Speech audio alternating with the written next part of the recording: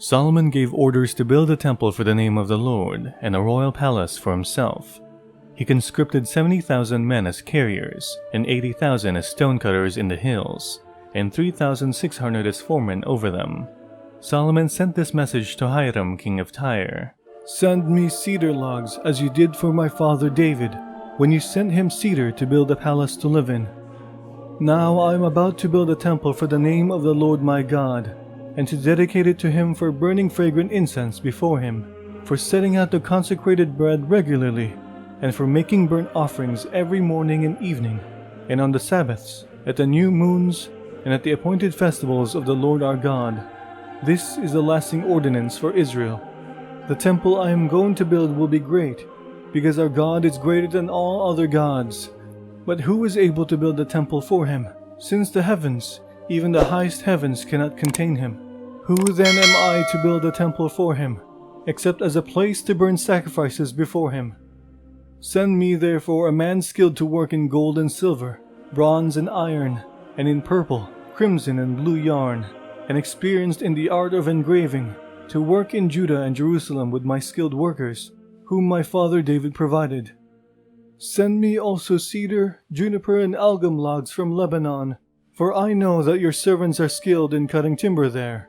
My servants will work with yours to provide me with plenty of lumber, because the temple I build must be large and magnificent.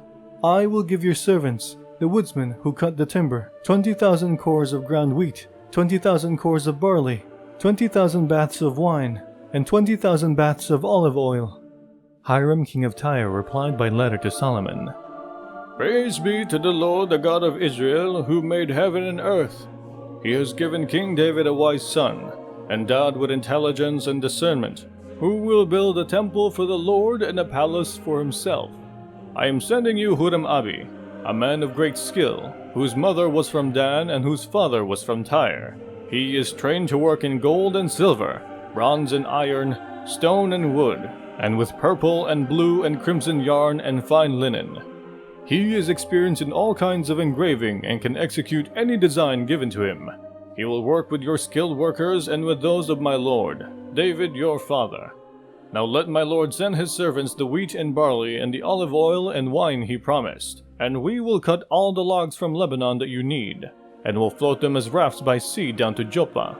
You can then take them up to Jerusalem." Solomon took a census of all the foreigners residing in Israel, after the census his father David had taken, and they were found to be 153,600.